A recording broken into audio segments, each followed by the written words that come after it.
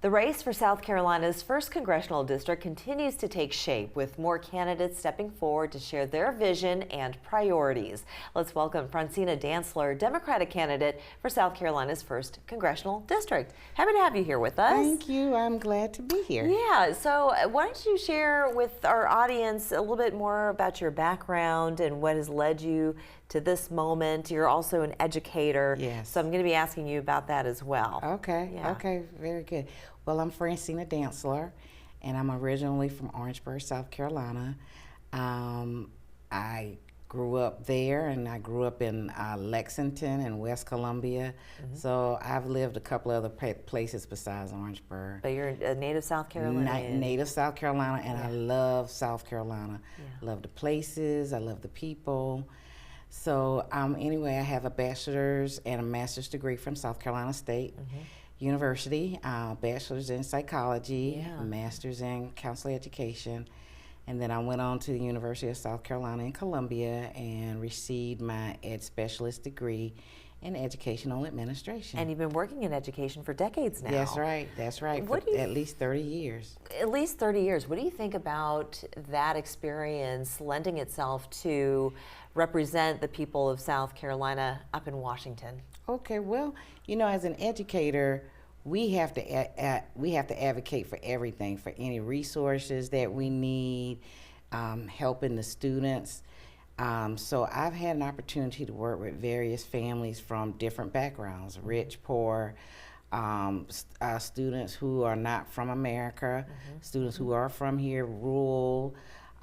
So All it walks just of life. depends. Yeah, just Yeah. different families. And I believe that I can bring those skills to politics. It's different for me because I see the world totally different than most politicians. Yeah, I'll bet you do. And your platform is people first. That's right, people first. What does that mean?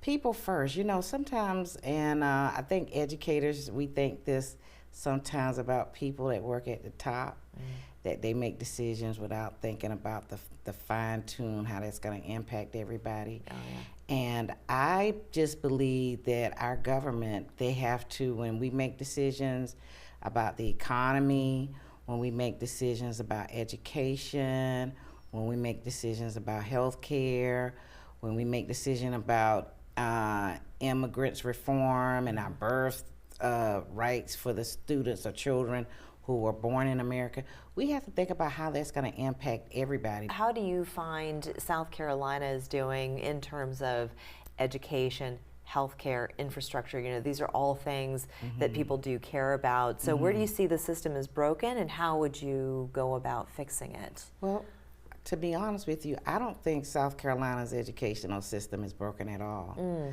because I'm a product of it. Yeah. I went through public school, and I think people look at South Carolinians and think, oh, they don't know a lot, oh, they don't value education, when in fact we do. We do speak up more than most people, and that's what I've noticed. Yeah. And then our educational system is phenomenal. We have people who have their credentials in place to serve in those roles. We've had people who've come in from other states who did not have it. Right. So, Well, I mean, there's been some recent improvements, but testing is still pretty low when you do compare it to some other states around the country. So as an educator, where would you want to see those improvements being made to make sure that our students are graduating on par with their peers in other states? well, I guess that's debatable, but I believe, because South Carolina isn't just the native South Carolinians anymore.